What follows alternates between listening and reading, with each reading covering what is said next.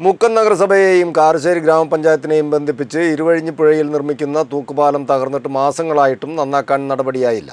തൃക്കുടമണ്ണ ക്ഷേത്ര പരിസരത്തുള്ള വായലത്ത് കടവിൽ 16 വർഷം പഴക്കമുള്ള തൂക്കുപാലം ഇക്കഴിഞ്ഞ കാലവർഷത്തിലാണ് തകർന്നത്.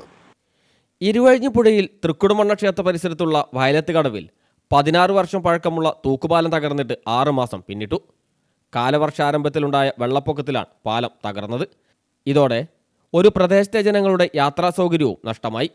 കാരശ്ശേരി പഞ്ചായത്തിലെ കുമാരനെല്ലൂർ, പാലിയിൽ, കുന്നത്ത്, തടപ്പറമ്പ്, വെള്ളരിച്ചാൽ പ്രദേശങ്ങളിലെ വിദ്യാർത്ഥികളും സ്ത്രീകളുമടക്കമുള്ള യാത്രക്കാർ വലിയ ദുരിതത്തിലാണിപ്പോൾ. ഇവർക്ക് ചികിത്സ, വിദ്യാഭ്യാസം, റേഷൻ തുടങ്ങിയ മിക്ക ആവശ്യങ്ങൾക്കും മുക്കം നഗരത്തിലെത്താൻ ഏറെ ചുറ്റിവളഞ്ഞ് മുക്കം കടവ് പാലമോ അഗസ്ത്യപുഴി കടവ് പാലമോ ആശ്രയിക്കേണ്ടി വരുന്നു. ഇരുവഴിഞ്ഞിപ്പുഴയിൽ സ്ഥിതി ചെയ്യുന്ന പ്രശസ്തമായ തൃക്കുടമണ്ണ ശിവക്ഷേത്രത്തിൽ ദർശനത്തിനും വഴിപാടുകൾക്കും വിവാഹത്തിനും മറ്റും എത്തേണ്ടവർക്കും ഏറെ പ്രയാസമാണ്.